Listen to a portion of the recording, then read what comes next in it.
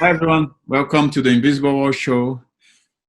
I'm here again, back to the show with a friend of mine from Standing Tall, Tim Chase. How are you, Tim? I'm good, mate. How are you? Very good, thank you, my friend. It's great to have you back. Thanks Always for a pleasure. joining. Never a chore. Thanks for joining the show again. And today we have a very special guest. I had to make a research about how can we interact about the work the guys do. It's great, to see the importance of their work. Let me introduce you, Simon Gunning. Thank you very much, Simon, Hi. to join us in this show. It's a real pleasure to have you with us. It's my privilege, Gilberto. Thank you. It's a good news. Simon is actually an Arsenal fan as well and has a Arsenal calendar directly behind him. It's not my Arsenal calendar, although I have got one at the office, but obviously I'm not in the office. It's my son's Arsenal calendar, and right now it's displaying Socrates, but I'm not sure that's the correct month. But yeah, I am in I'm in a bit of an Arsenal shrine in my 13-year-old's bedroom. Nice. Yeah, that's good. Good stuff. So yeah, Simon, you're obviously from the Campaign Against Living Miserably. So we'll tell you why we're going to be in here, which is a thing quite close to my heart. But tell us a little bit about the Campaign Against Living Miserably, please. Yeah, or CALM as we're known. Been going for about 12 years, but have grown really, really quickly in the last couple or so. So we are a mental health organisation, and as we put it, we're leading a movement against suicide. And I don't know about you, but as a middle-aged man, I struggle to say the word suicide, and I think probably says quite a lot. No. I struggle with saying the word middle-aged, to be honest. Well, yeah. I struggle getting myself dressed and getting there. But that aside, we struggle to say that word. And in the UK, it's still the single biggest killer of young men. So if you're under 45, the most likely thing to kill you is yourself. And the numbers that were released at the end of last year show that suicide has risen by 11%, or rose by 11% in 2019.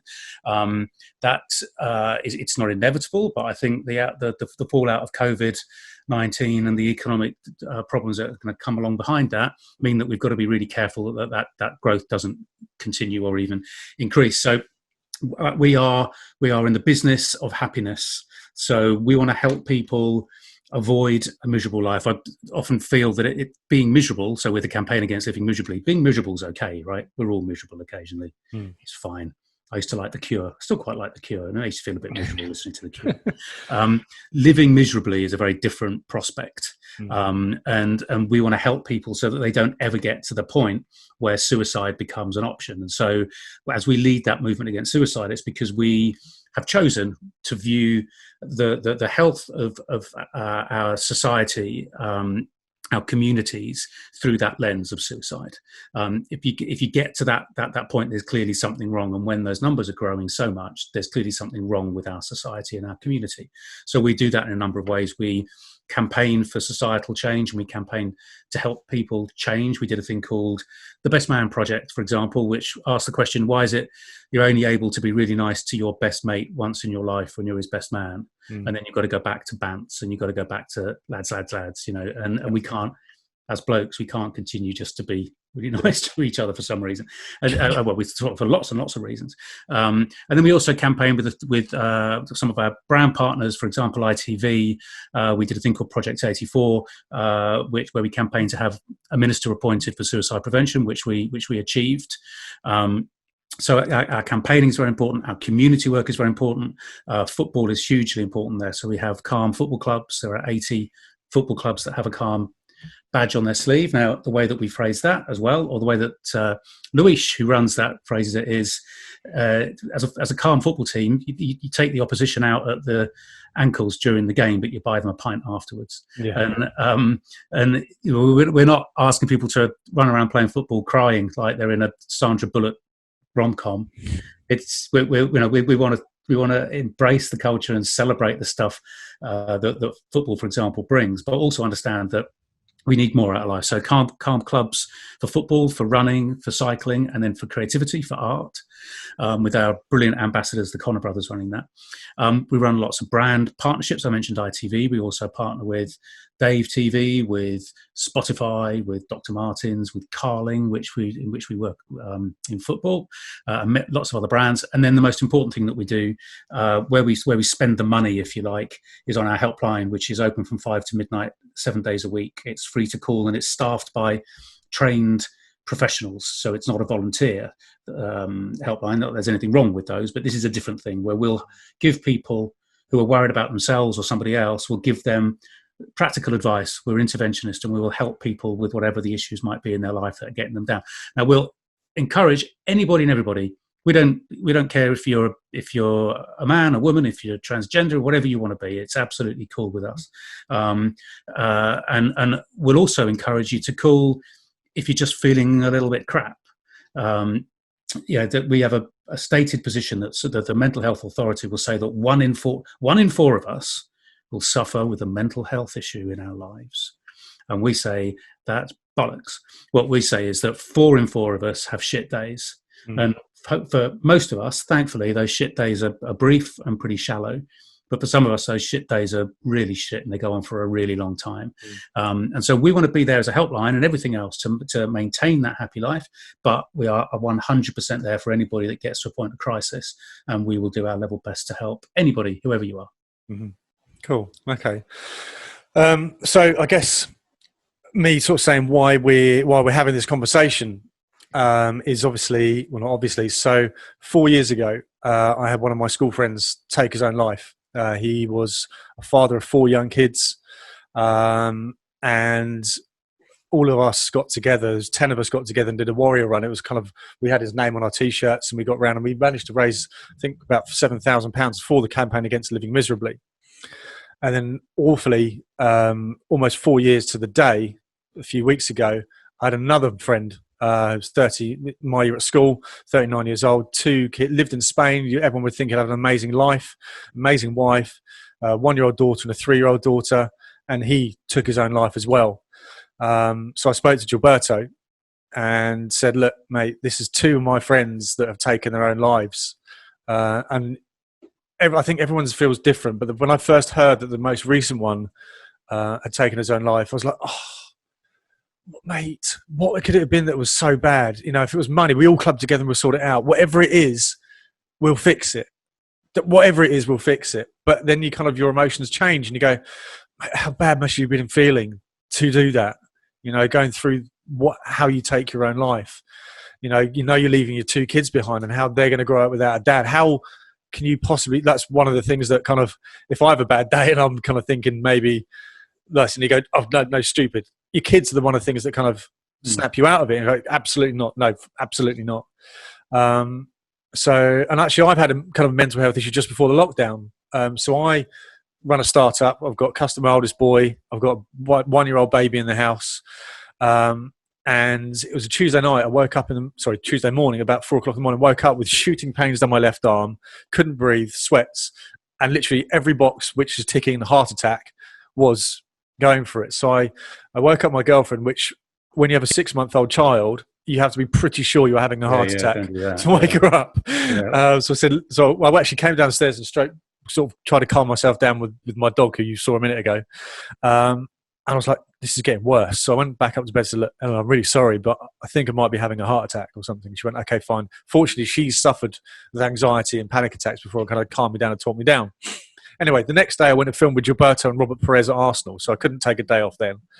The Thursday I was dropping my son at school, and exactly the same thing happened again. I was like, oh my God. And it was literally, I feel like I'm genuinely having a heart attack here. So I called my doctor and said, look, I think I'm having a heart attack. Explained it, went, you need to get to A&E. Also, it's a pretty good indication why you're having these feelings, that you had it on Tuesday and it's now Thursday and you're doing something about it. It's a pretty good indication of why that is. Now, I haven't had it before, went to the doctors, went to the hospital, had the checks, 0 wrong with me physically, but mentally it was obviously something fell off. I haven't had a problem since, and it hasn't happened again. But it was quite a scary moment. You know, you go for the things of like, am I dying here? Do I need to call an ambulance? It's all kind of scary. So me, who's, I say, lost 2 school friends to suicide, and then me having my own mental health episode from life, stress, whatever you want to call it, Gilberto and I obviously kind of like, let's talk about this. Let's take example. Blokes don't talk about this thing at all. Let's be blokes about this thing. And if a bloke like Gilberto Silva, who was a defensive midfielder, arguably the most aggressive player on the pitch, if he can talk about it. Sorry? Yeah, not much. How many red cards did you have?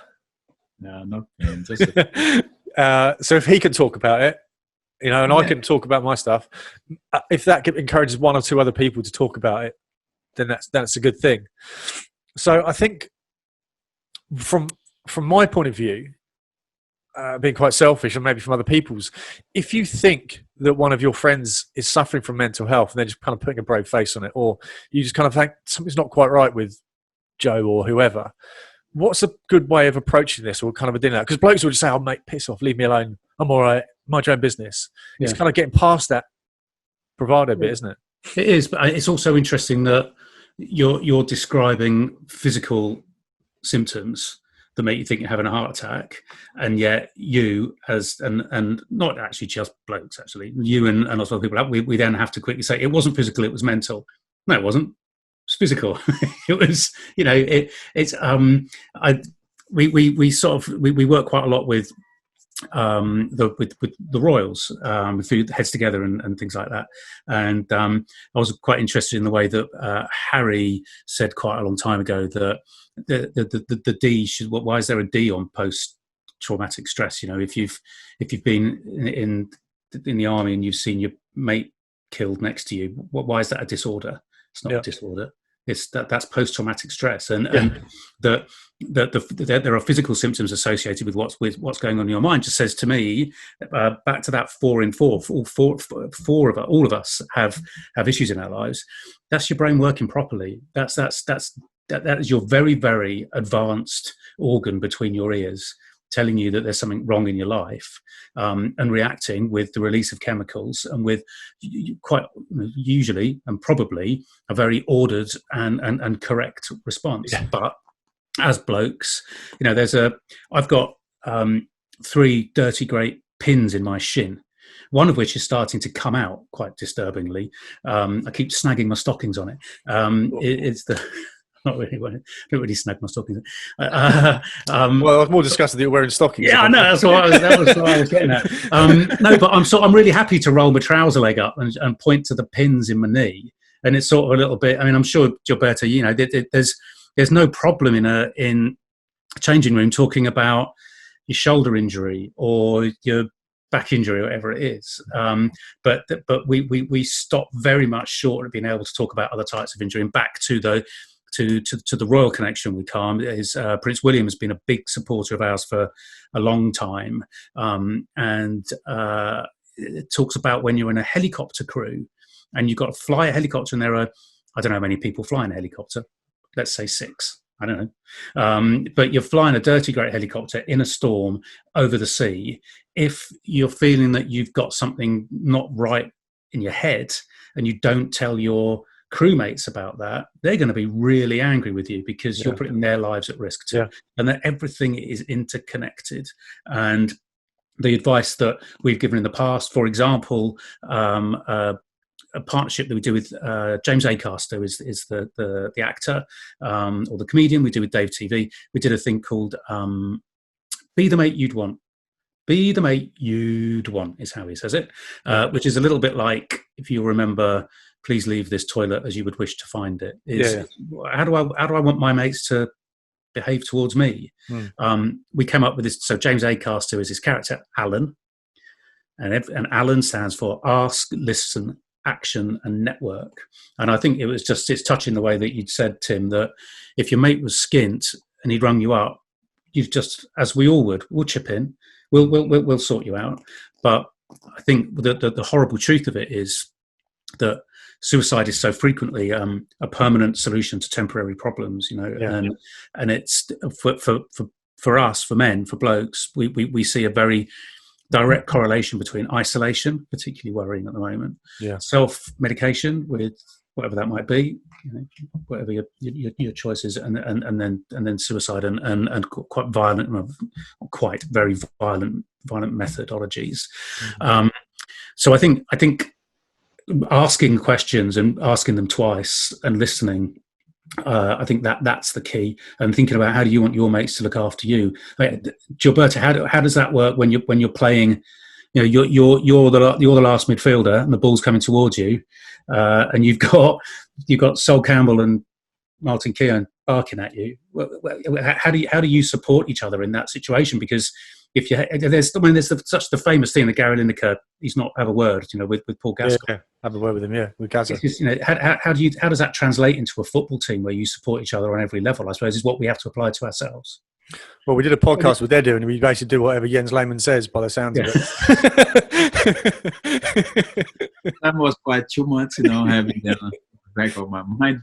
Martin Keown is still here sometimes, but it's in football, I was very happy when you mentioned about the difficulties of say suicide, because even for me it's quite hard.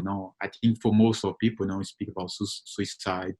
And although when we hear about somebody have done it, it's very shocking. It's still very shocking for all of us. And but I was, let's say, somehow relaxed when you mentioned that, because I was thinking, how can I mention this word, which is stop? The serious word, isn't it? It's the final word in someone's life.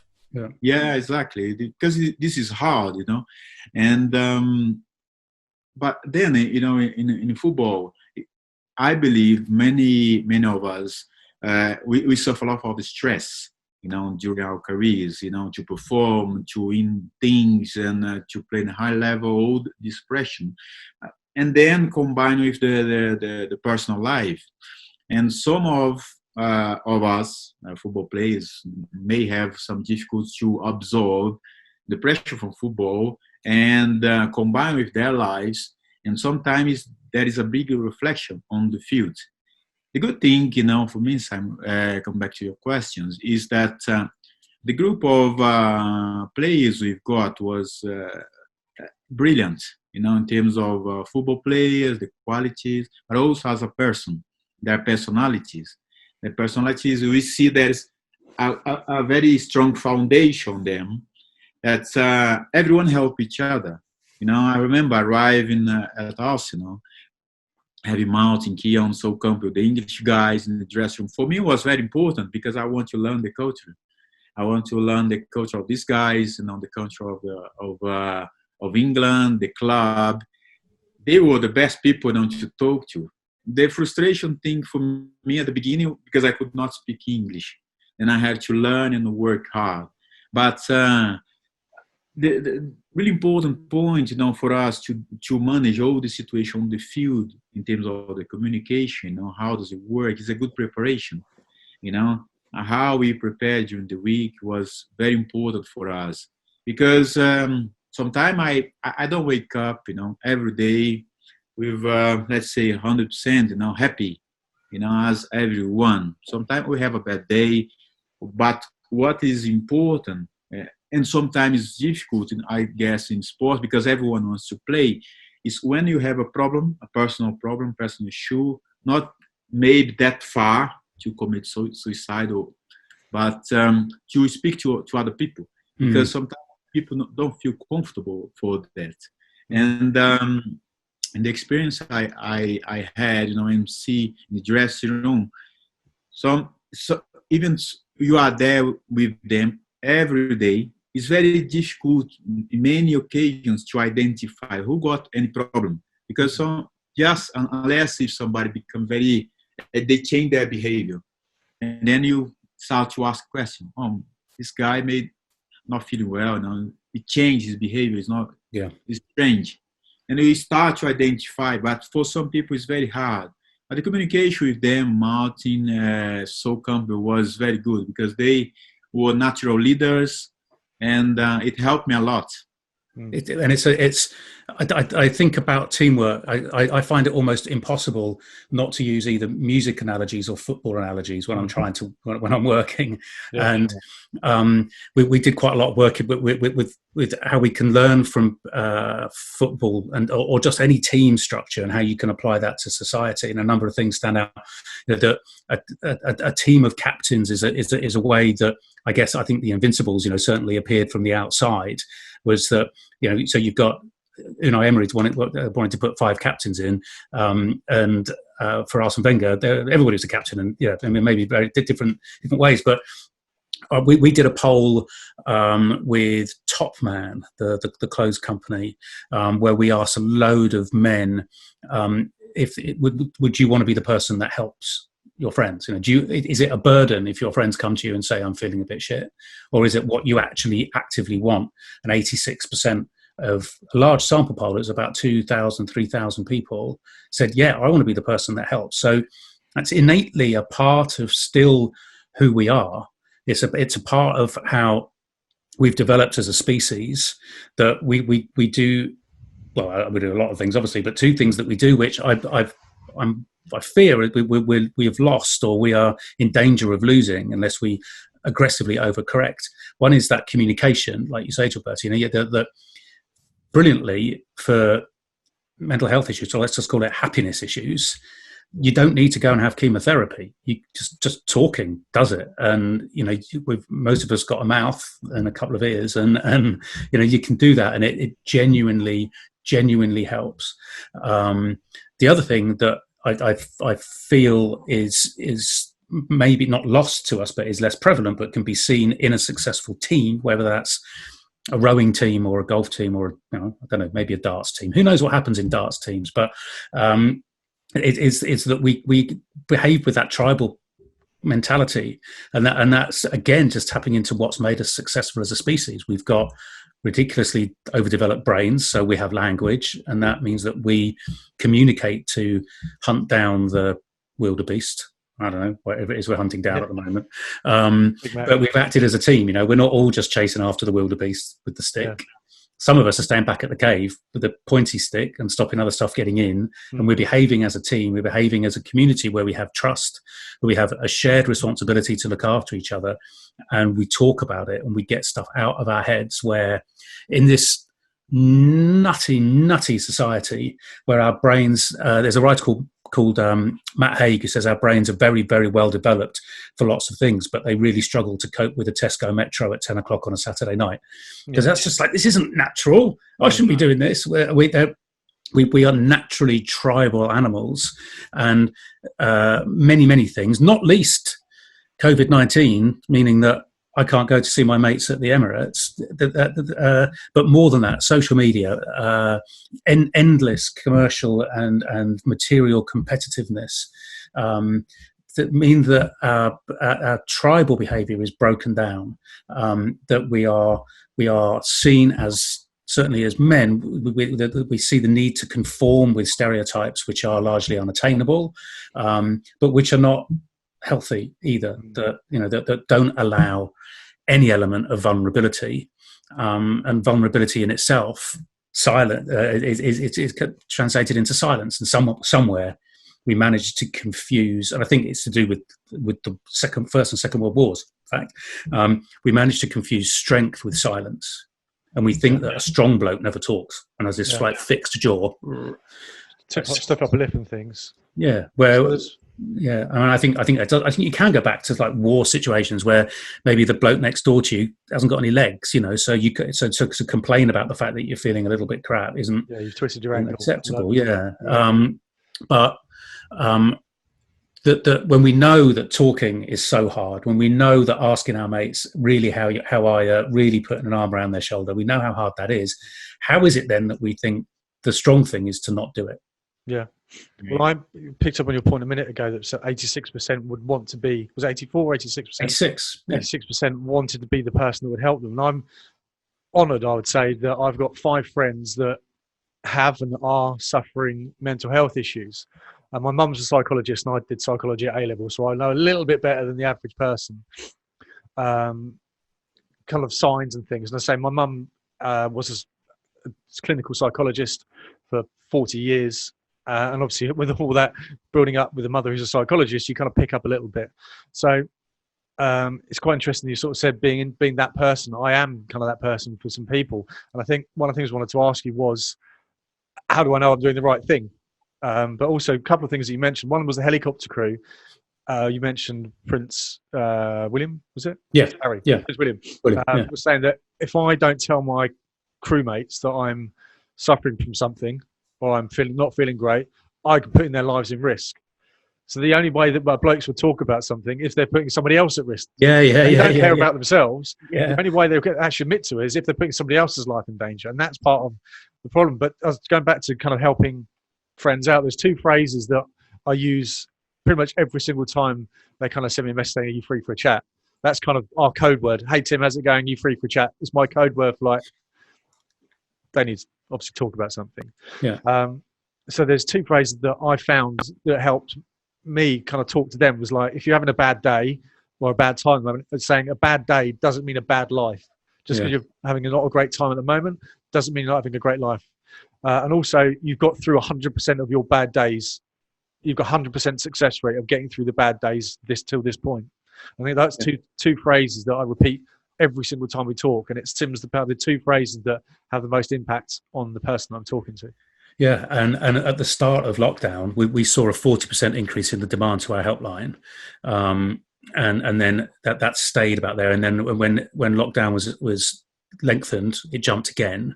And one of the things that we kept just saying to people in our campaigning and our messaging was that this is temporary. This is going to change. We will go back. It might not be exactly the same as it was, but this is not forever. So as those walls were closing in, this is a temporary thing. Think of it as a bad season. You get start again next season. And that unfortunately is, I think, is what is so hard for people to grasp when they get to a very bad point in their life, that you can't see the sun coming out in the future. Well, there's no rational, the way they're feeling is irrational, and you can't attack it with rationality. What they're thinking isn't kind of rational. Do you know what I mean? Yeah, but seen, I suspect, as being incredibly rational at the time, and so and I think it's also, but a way we can tackle that is with thought leadership. So our patron, normally a patron of a charity would be, Dame something or Lord something. Our patron is Professor Green, who's the rapper. Yeah. He's suffered, isn't he? Yeah, very much so. His dad died by suicide, but he's this incredibly tough bloke with a great big scar on his face from when somebody hit him with a bottle. He's covered in tattoos. Yeah. He's the archetypal tough guy, and we've got a lovely film with him and Freddie Flintoff, where Freddie was just terrified every time he went out to play cricket, just shaking with fear, but could never tell anybody.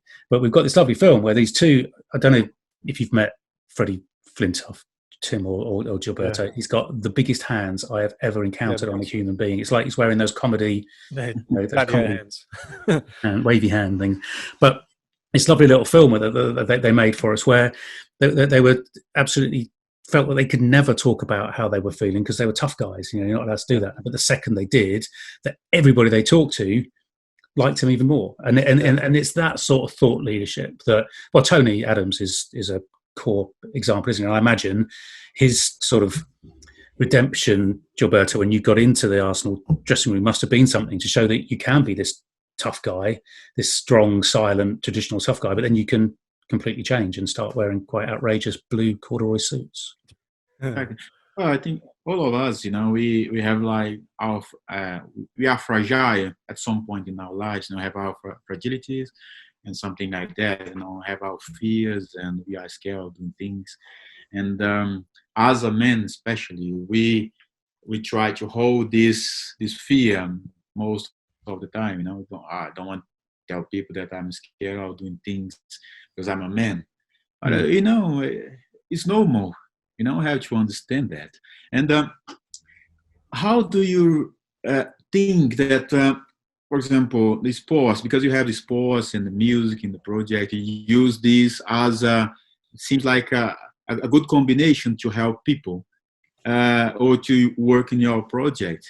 From your experience, how the sports and the job we do can help each other, and to help those people who are thinking to commit suicide or to prevent it.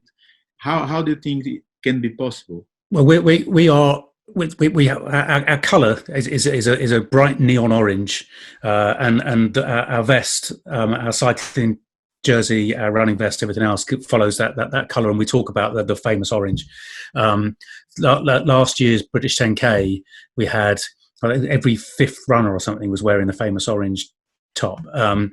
Other people will run for other charities, and afterwards they might have like a cup of tea somewhere. We hired a pub, and when you went to the pub afterwards, it was full of about 2,000 Calm supporters doing sambuca shots at midday and standing on the tables. It's that cultural charity I can get on board with. Yeah, exactly. Finally, at last, where have you been?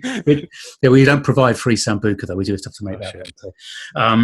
The sport, music, comedy, creativity, all of these things as a cultural vehicle give people the opportunity to come and embrace what Calm is about without feeling that they are entering into an alternative reality, into a mental health organization. And I certainly, as an individual, as a man in my very, very, very late 30s, really late 30s, like way past the late 30s, a man in his 50s, okay, I like that. I have no attraction to mental health organisations. I find it for other people. It's for other people, right? It's not for me. I've spent my life working in the music business and in television and stuff like that, and I've been told all my life that you get on with it, you keep your head down, you work hard, you drink hard, you celebrate your successes, and you don't ever talk about losses. And I think that if we can take sport as a cultural touch point and introduce these sort of themes, especially for men, that that mutual support is of massive value, not just to the person that's receiving it, but to the person who's giving it, then we get into some really interesting conversations and connotations around strength being all this good stuff that we're talking about, and being an active good citizen, an active good friend, a team of captains is all this good stuff. So there's that. But then, sorry, Gilberto, to answer your question after half an hour of waffling on, there's also just the absolute direct link of, for example, running and what that does to your brain, what the release of those chemicals can do, and the direct connection between physical activity and happiness is there for the whole world to see. All the release of those endorphins is the good stuff. So yeah, it's a really important thing to us. Nice. Great thing, when I in this relation, use the arts and sports, because you treat your brain and the body at the same time. For me, it's like the body, your mind, but also your soul. Because, for example, as a sports people, I like music. For example, I still play guitar. Sometimes I do some hard work. Sometimes I'm lazy, but it's great. How when you are doing it by yourself or in a group of people. I think in the group is more. Oh God, yeah. Oh yeah, there's a great video on YouTube which shows brain activity with somebody playing a musical instrument. Somebody's playing, I think they're playing guitar.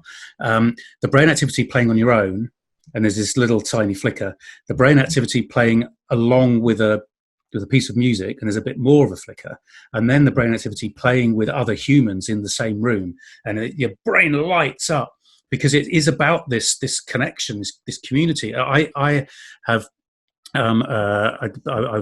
music's always been really important to me, and football and music have always been absolutely interconnected for me. And I think that was at the 90s. So you had Euro 96 stuff where the 3 lines on a shirt record. Yeah. And I remember sort of almost going to band practice and expecting to be practicing headers. Do you know what I mean? The two just kind of collided in the 90s, and that to me is about a sense of identity as well. Like, so just to completely give the game away as an Arsenal fan, that sense of identity. I think people will claim I've always supported Arsenal because of the way that we play. Well, actually, I did hear Sir Mo Farah on your podcast, on this very podcast, saying because of the way that we play. Now, I will I will bet good money on Mo Farah not having stood on the North Bank in 1986 and watched the absolute drivel that I used to watch, that's not the way Arsenal didn't used to play like that. That was the way that Arsene Wenger played. And let's not even talk about Bruce Rioch. But it's not really identity with necessarily the team that you're watching on the pitch. Although, of course, having Paul Merson, who was one of us, and being at Highbury where you could actually talk to the players, not that they'd often talk back, but, that was very important. But you can have that sense of identity, camaraderie and tribal behaviour without playing too, with being with other people that wear the same colour shirt, that know the words to the songs. Yeah, you feel like you're part of it, don't you? It really is. Almost like a secret. You feel like you belong, and you're almost part of this massive secret society that only you guys know the words to. Yeah, and I know it. You know it, Tim. Gilberto, different for you, but I know I'm watching 11 blokes kick a bit of leather around. I know it. I can stop and go, well, this is stupid. Yeah. But it's not. It's the best thing in the whole world. Exactly. Because it defines, and it's wrapped up in your whole life as well, isn't it? Like, I know, like the last game I went to with my dad before he died, I remember, my favourite spot on the North Bank where I sat on the Upper West, all those kind of things. The people that sat on the row behind, the people that sat on the row in front, all the songs, everybody's song. And I know that it's ultimately frivolous. I know that it's not me. Nobody's paying me 10 million quid a year, or, I don't get to drive around in a solid gold Lamborghini, but it's the projection of yourself onto the team, and then the team back onto you and the people around you, that gives you this good stuff, which is this community, this feeling of not being on your own, this feeling of being a part of something bigger. And I think that at heart, what we want to feel is that we're a part of humanity and a part of community and society. Whatever the Daily Mail or Daily Express might tell us, we know that we want to look after each other, and we want to be a part of a community with each other. Yeah, great point. I hadn't really thought about the whole mental health football fan. You'd normally think it was the other way around, especially if you're an Arsenal fan at the moment. Yeah. It causes more mental illness than solves. Yeah.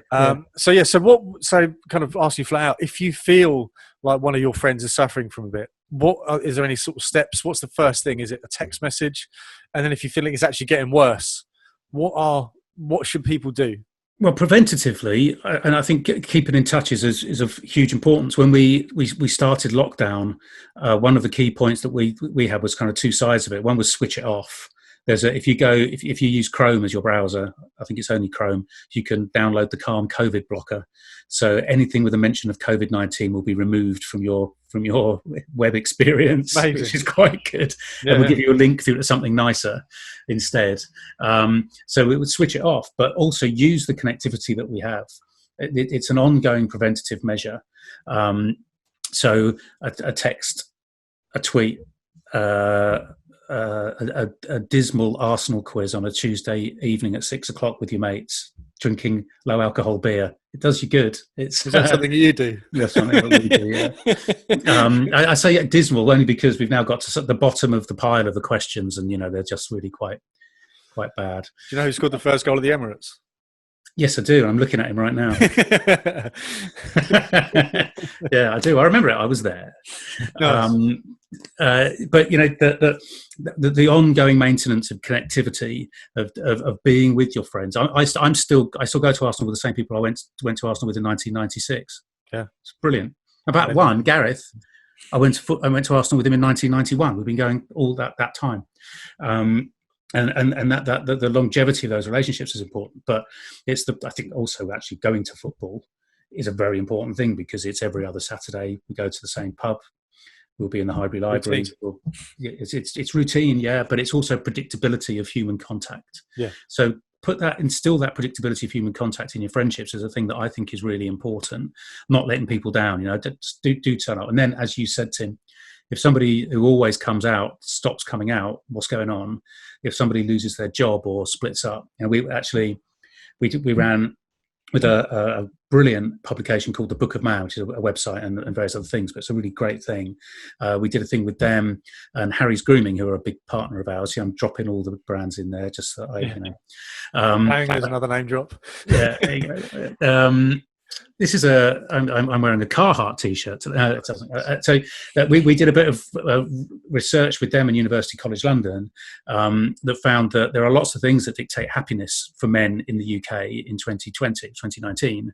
But the top two take up about 98% of it all, and that's your job and your relationship. And you see that changing with your mates, then I would suggest step in. Cards on the table. I've used the Calm helpline once, and that was because I was worried about somebody.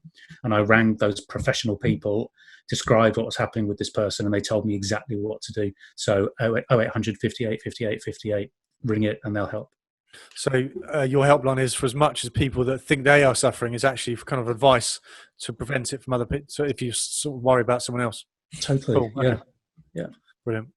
Okay. And I guess the next sort of thing to discuss is if you think you're the one suffering with it. So if you think you're suffering some mental health or not just feeling great or just say having a bit of a shit day, what's the kind of, I mean, is there a telltale, I know you're not a psychologist, is there, what's the kind of, what are the routes to go to? So ultimately you don't have the ultimate kind of final solution of taking your own life. What steps can you do to kind of, what positive steps can you do? I mean, it is really important for me to make it really clear. I'm a marketing wanker. I'm not. I'm not. I have no formal qualification, but I work with lots of people who do, and certainly the stuff we've talked about, exercise, being a part of something, outside of yourself, is very, very important. But I'll say it to what I presume is a predominantly masculine audience is ask for help. Just stick your hand up. It's just, again, what happens? What comes to mind when you say stick your hand up? I see an injured footballer putting his hand up saying, "I've got to come off." I see a vet. You see, you do. Right? Yeah. Actually, I can see Tony Adams, Martin Keown, and Steve Bold all stepping forward. But you put your hand up, right? You're not gonna. If you don't, you're gonna play on. You can make your injury worse. So there's the perfect analogy right in front of us.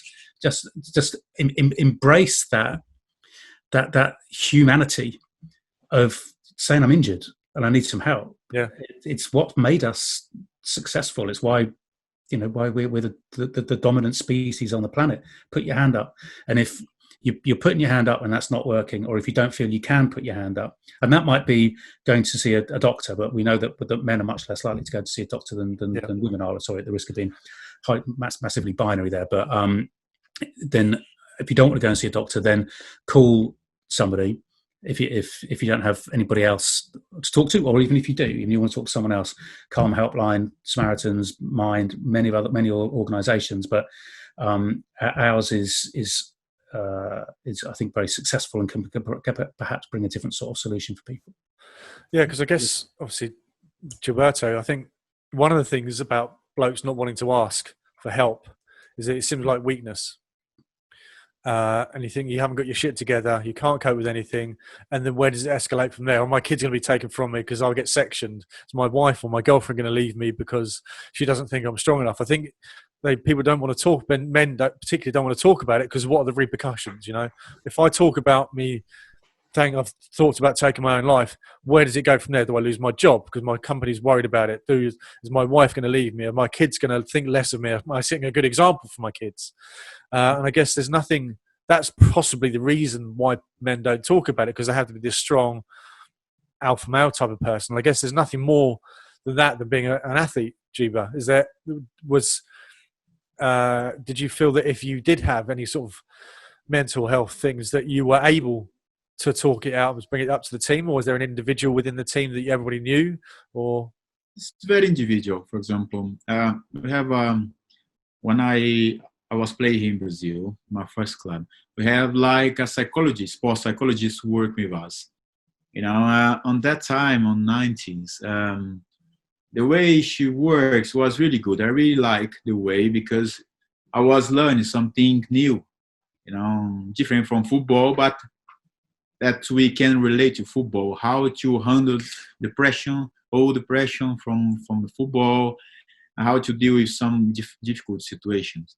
On that time, it was quite difficult, the interaction with the players, because some of them did not believe, having somebody which are not sports people, work in sport was, not people did not really understand. It took time for people to understand the kind of job these people do to help us football players maybe to perform better, not perform better with our feet or whatever, because people make a confusion.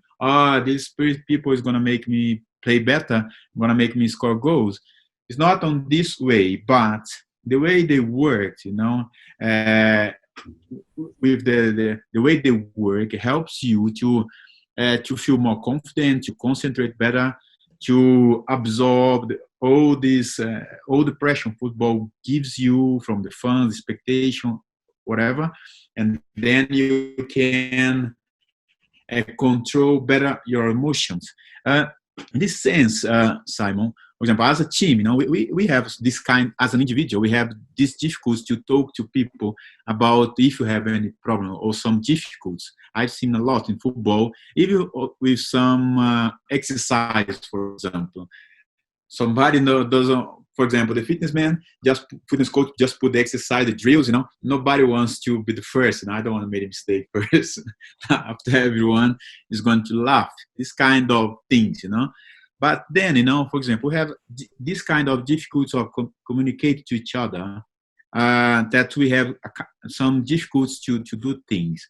On the job you do, at Calm, what are the most difficult things, you and your team face when you go to help somebody in the condition they are, they really need support, of mental health. Yeah, that's not my direct team. So we've got 40 in London, and then we've got 52 people who are in the northwest of England, who work on the helpline. And I think a very difficult thing for us is to make sure that they stay safe and well. They are helping people with very difficult situations every day, and there's a thing called vicarious trauma, which can be difficult for people to deal with. So that we have a very big duty of care to help them. There's also a duty of care for us to help the people who work on our head office in London, because we have quite close proximity to some very difficult subject matter. But I think for me in running the organisation, I face the same kind of challenges that anybody running a company does. That we need to. I know that people are going to be more productive in what they do when they're happy, and so the fitness guy is going to work with. His name's Steve Peters. So you're going to have the psychologist who knows that the first couple of meters is in the head, right? And that. It's the same for anybody running a business. That it's of such importance that we keep people happy, that their working experience and environment is one which feels safe and feels productive and feels that they're not exposed to danger, that they're not the first person that has to make the mistake and that they're humiliated in doing that. So. I think we face lots of challenges. We're facing a lot of challenges now in lockdown. We rely on people doing stuff for us. We don't ask for money. We never shake a tin. So it's amazing people like Tim organising events like the Warrior Walk that you did, Tim, that keep us going and pay for our helpline. So a major challenge for us is how we're going to get out the other. Well, we will get out the other end of lockdown, and we will get back to a normal society. We said this already, didn't we? We are going to go back to life as maybe exactly not as it was, but we will have mass gatherings again, and we will get through that stuff. But this is it's a difficult time for quite a difficult sort of job. But we get there with all the stuff you're talking about. We have the equivalent of a fitness coach, of a psychologist. You put the structure around the team, and you try to do your best to instill support mechanisms amongst the team and individually as well, that people feel that they can ask for help, that they're safe, that they're trusted, and that they're in a place where loyalty is going to be demonstrated. Maybe basic human needs, I think. That's great. There is any specific points, for example, as an is right to say, is an organization. It's correct to say that, right? Yeah, absolutely, yeah. As an organization, what is the goal of the organization, what you want to achieve as an organization, where you want to be in the next few years, how you want to to raise the awareness of people. Because even though sometimes we know this all this problem happen in the society, but when we see when people see a tragic accident, especially from close people, we feel scared. Oh, what's happened? Why I didn't see that? How can all of us help you guys to achieve better results in the society? How can we embrace the cause, and is the plan? Yeah, and you use exactly the right word, awareness. People are becoming more aware now that suicide, for example, is the largest killer of men under 45 in the UK. Suicide's the cause of death for 125 people every week in the UK, which is that's the only response. Tim, to shake. You close your eyes and shake your head, don't you? It's like, how is that? How is this possible that 94 men alone every week die in the UK from suicide?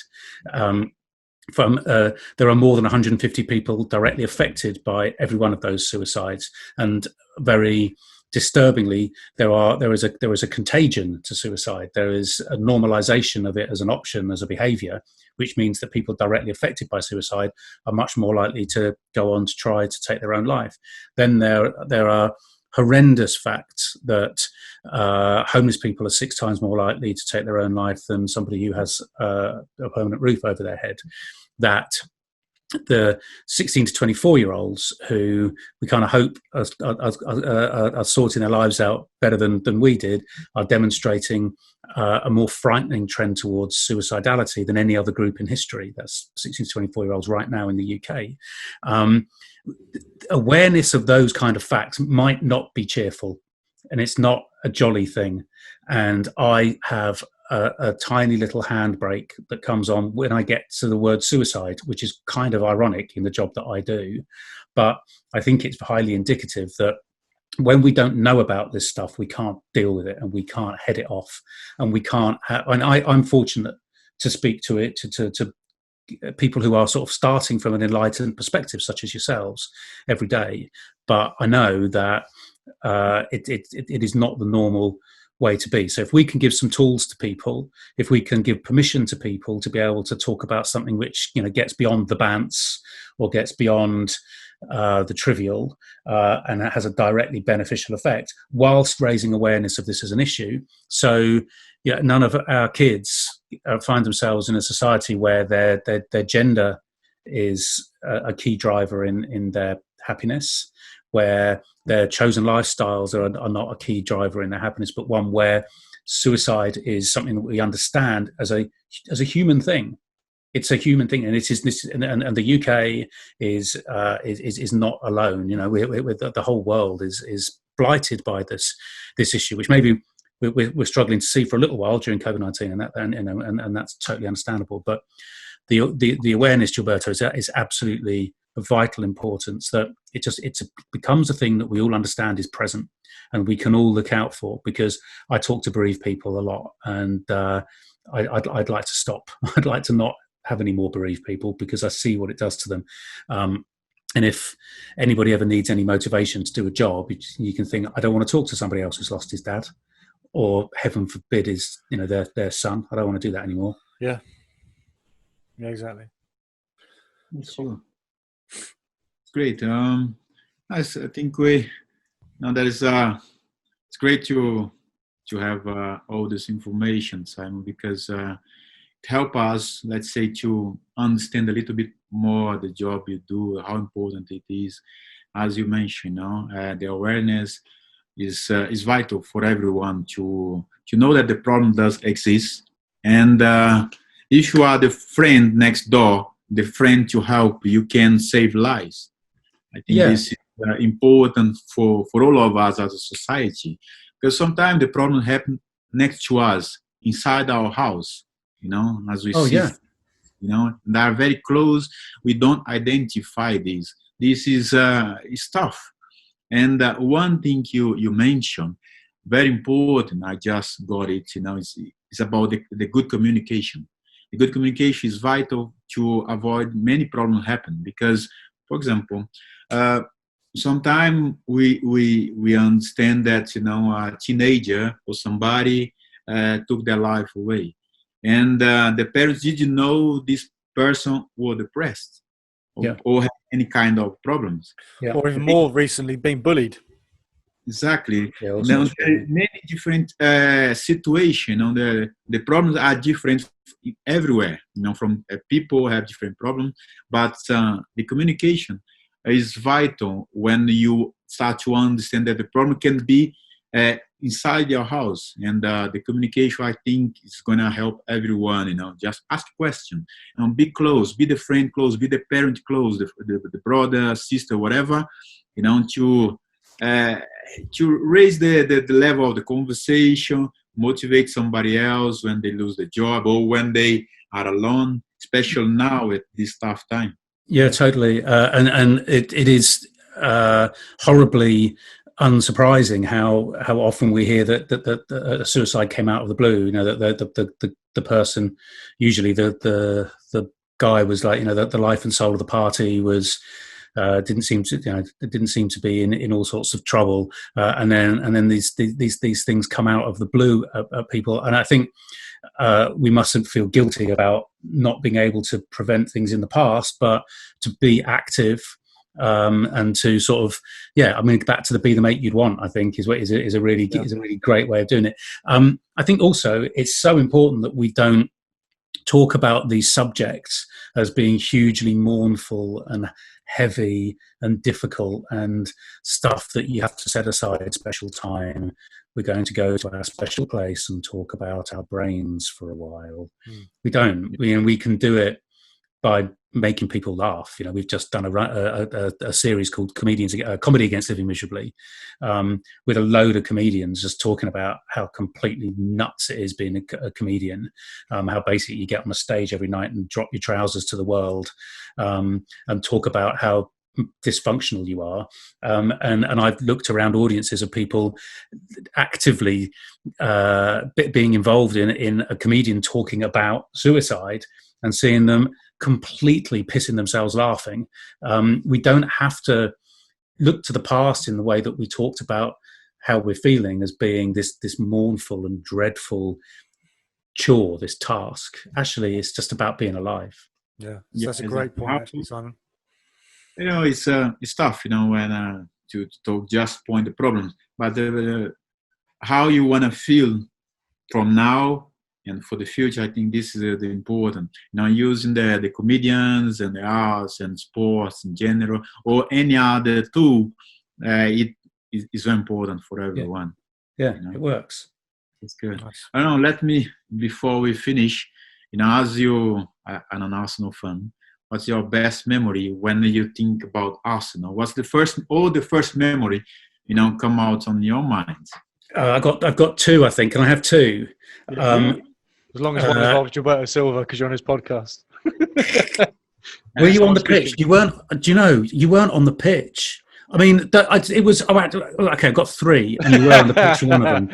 Because one of them, my brother didn't turn up, but I do remember before the match, I walked down Upper Street and bought myself a really nice sandwich, which I would never normally do, which I had in my bag, which I was holding when it became absolutely clear that there was no way Thierry Henry was going to allow Liverpool to beat us, and picked the ball up and went all the way down the other end and scored on his own. And I remember just being absolutely dumbfounded that anybody could be that brilliant. But the two that spring to mind are Tony Adams, who is a big friend of Calm as well, somehow getting it onto his left foot after being put through by Steve Bold and smacking it into the net against Everton. And the other one is Ian Wright breaking the record. Oh no, I just got another one. Is Thierry Henry coming on again? The return of the king that night against Leeds. But you just can't. I can't see past the whole of the Invincibles season. Just the privilege that we had after, I'd spent years watching a very dysfunctional Arsenal team, and then you just see this and think, will it ever get any better? And clearly, it certainly hasn't so far. I don't see how it can. But just the way that everything worked. The way that you kind of, you're gliding around in midfield, and people aren't really quite noticing what you're doing, but and allowing other people to play the tunes was just a privilege. And I can't see how that's ever going to be repeated. I guess if you're a Liverpool fan now, you're feeling in a similar sort of state of spiritual enlightenment. I can't imagine you've ever had that if you're a Chelsea fan, though, Gilberto. I mean, it's a bit of a grim affair, isn't it, being a Chelsea fan, grinding it out every week. But I guess we also have to pretend. I'm going to rise above it. You can rise above it at the cup final, can't you? This is the sad thing for me, is because we're the partner, Karma's partnering with the FA Cup this year. And there's no question at all that I would have been sat at Wembley this weekend watching Arsenal do something. When you get stuffed 4-0, you'll be thankful. Oh! Yeah, there's a big difference, isn't there? That in the past, somebody said, "Yeah, but you beat Chelsea last time."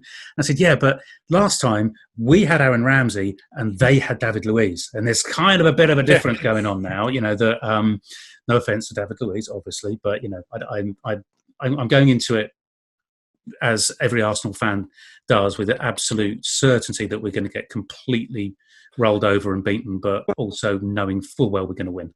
You beat Man City in the last round. Yeah, we did. Yeah, I mean, but that's hope on it. Is that the apotheosis? How about you? I've got to ask you, Gilberto. What do you think when you think back to your time, maybe not just at Arsenal but in football? What sticks right out? Honestly, Simon, I'm a very privileged person, to have all the career I've got. Because when I look back, and it's more than what I expect as a football player. From a boy from a very little village in Brazil, arrive in football, play for important clubs in the world, and play in Europe for Arsenal, play for the team. And this is massive achievement. It's like remember my early days as a boy. Play football on the street and get to the top of the top. This is incredible. But honestly, the best thing about all of this for me was about the people I've met on the way. Yeah. I think title is good for sports people, but it's not everything. Money you can make, but it's not all on your life. But the joy of meeting good people and have the feeling of make somebody happy because you are doing something people love about football, is something incredible. It's a feeling that, nothing can buy, any money can buy. The feeling of satisfaction you have of do something you love, and therefore you are performing, in front of thousands of people and make them happy. I think this for me was the best thing of everything I have done in football. The people and the joy I've got, from sports, and give somebody, a better day. Because the last few months I was living. Past 6 months, from September until March, I was in London. I experienced I had a different experience as an ex-player, because I went many times to Emirates by underground. It was a great feeling. I start to have the feeling of the supporters. So sometimes I hide myself, my glass, something like that. But, it was incredible feeling, see the people talk, the way they go like in a march to the stage, with their friends, as you mentioned, with the people you go to the stadium, and I see, the full of people. And then just, in a fraction of seconds, I just thought to myself, I was in the bus, these people one day went to the stage to see me. Now I'm doing what they have done for maybe all their lives. To watch you play. This is a great feeling. But having the other side of the, of the experience was amazing. Great to learn that, and especially with Arsenal, because my connection with the club is massive, and very important part of my career. I spent at Arsenal, where I learned so many things, and this was fantastic. It's beautiful. It's beautiful. Great. That's Some great. One the of the great things thing. you sort of mentioned in there a few times was about your feeling and other people's feelings, and how much you doing something you love made people feel amazing. It reminds me of something I read years ago that I love, and it's people will forget what you say, but they will never forget how you make them feel. Yeah. And I guess that's kind of goes for helping people out who are suffering from mental illness, playing football, watching a great goal, holding a great putt, shooting a great, hitting a great drive, totally. getting a 180. You know, you won't remember everything that goes on it, but you won't forget the feeling that you had when you had that moment. Or And even scoring a goal. when you're having chunks kicked out of you by Roy Keane, do you feed off the crowd? Does that spur you on? Does it make you want to win the tackle more? Does that give you energy when you're on the pitch? Of course.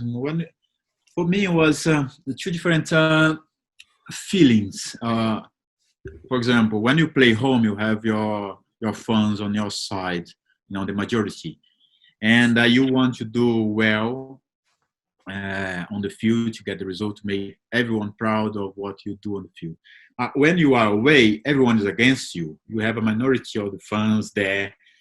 You are there like a warrior, just to do the best you can to make those people who are there in the stadium, the away stadium, but they represent the majority from outside that stadium, are somewhere in London, Brazil, any other parts of the world. They represent this big number of fans. They are there to support you, and this is a great feeling. I always love to play against the away supporters, because I like this kind of atmosphere, sometimes hostile. Yeah. But then, you cannot come inside. Inside is 11 against 11. You can play who can let's say let's see who is the best one on the field. Yeah. I heard a great interview. There's a podcast called Handbrake Off, the athletic podcast that Lee Dixon's on quite a lot, and he was talking about, he's on every week, isn't he? He was talking about the North London Derby, and about when he arrived for his first North London Derby, how Tony Adams got him against the wall and said, "You don't understand what this is like. You're from the north. You don't understand. We cannot lose this." But did you find that when you were at White Hart Lane, did that particularly push you on? Or I guess at Stamford Bridge too, there are similar feelings, but White Hart Lane is the one, isn't it? And that must have been amazing to play in that. You have to understand. You have to go deep to the culture and to understand this, because for me, for example, as a foreign player, when I arrived at the club, especially when you don't understand the language, it's hard. But when people say to me, next weekend we play a derby, I understand what's the meaning without know the language. The derby is where everyone wants to be, where everyone wants to show up. Yeah. It doesn't matter if you are feel pain somewhere in the world, on your body, you want to be there because you don't want to lose this type of game. And it means that you must be ready from before the game starts, because everyone talks about this game, this coming to your mind, but it's important here on your mind. You are very well prepared, because you can be nervous. You have to control your emotion to get the result you want. That was great. That's great, and that connection between, I guess we were talking about community in football and how we differentiate now very much. I think the community of the spectators are not connected. We can see with Granit Xhaka, can't we? Telling the Arsenal supporters where to go earlier in the season, has now had this fantastic redemption. But that is markedly different, I think, with all the way up to and including your time at Arsenal. That fans felt a direct connection with the players, as I think they do at Liverpool this season. I guess for a club brand to be successful, you have to maintain that connectivity, don't you? And it's symbiotic, it's two ways. So it isn't the fans and the players, as you just said. There's the fans are with you, they're there to support you and to help you, the player, achieve what you need, and you want to make that gift to the supporters. Football's brilliant. I love it. Yeah, and this is fantastic. This connection is very important for football. I think for the players' point of view, it's important to have this. The last few years, I think many clubs lost this connection between fans and players because the way they are operating. But it's great. For example, I'll give an example. When I have done lots of events with Arsenal, some other place, where people come to me, and because they have like all the schedule, sometimes I had to be fast, and people stop me to have an autograph or picture. I always stop, even though sometimes try to push me. I say, wait, because I don't know how, if this person is going to have another opportunity to see me again, very close, to take a picture, to ask for an autograph, or to just ask me something. The minimum I can do for these people is give, a little bit of my time, because they are there because of a very important reason for them. It's important to give them something back. I think this connection between players and support is very important for every football club. They need to consider that, and also the players, just consider the connection between them and not only the club as an institution, but the club with the fans, because there is no clubs without the fans. Yeah. The players are very important, but everyone, if they work together and in this connection, I think everyone is going to be happy. I think this is what I want for everyone. And it's a tribe, right? It's a tribe. The players are carrying out one role inside the tribe. The managers and the medics are doing another one, and the fans are carrying out another role in the tribe. And without all of those roles, it falls down. We have got players like that. I think there's the connection that definitely with Kieran Tierney, there's that connection with Hector Bellerin. There's that connection with a few others as well. But maybe it's not as strong as it was. Hopefully, it'll get strong again in the future. Gabriel Martinelli, actually, I think, and Saka too. That's good. Fantastic. So, Simon, thank you very much to be with us. Daniel, other question, Tim? No, I'm all good, mate. I think it's been brilliant. It's certainly given me some food for thought. So it's been a good chat. Quite emotional, a little bit for me, a little bit. Obviously, the reason we're here. But no, I've got I'm really pleased we took the time to do it, and thank you so much, Simon. Hopefully, we can make a positive impact and help you make make a positive impact on everyone's life. Well, thank you, and awareness is great, and so important. So people listening to the podcast and finding out about Calm, maybe we can help them, or they can recommend us to somebody else too. But no, I can't think of a better way to spend a Thursday afternoon. So thank you very much. So in the description, we'll put in Calm's. Sorry, Jiba. Oh, sorry. No, I think you are going to say the same thing. Where if somebody wants to advise, a friend or whatever, to look for help, where they can find Calm and how they can get in touch with you guys. Yeah, so our website, so just search Campaign Against Living Miserably. Our website's thecalmzone.net, which is a terrible URL, and we're trying to change it. And there's lots of information on there, how you can help yourself, you can help other people, and it's all presented in a very accessible way. Then there's also the Calm clubs that you join a Calm football club or a running club or something like that, and be a part of this movement.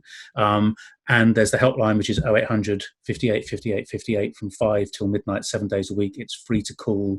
It's completely anonymous. It's totally non-judgmental, and it's staffed by paid, trained professional people who are there to help. So we can get all the details that could go in the blurb for the podcast. But yeah, we would encourage anybody who wants to join in, because they like the sound of the movement. They like the sound of being a part of something which is about community and tolerance and collective action.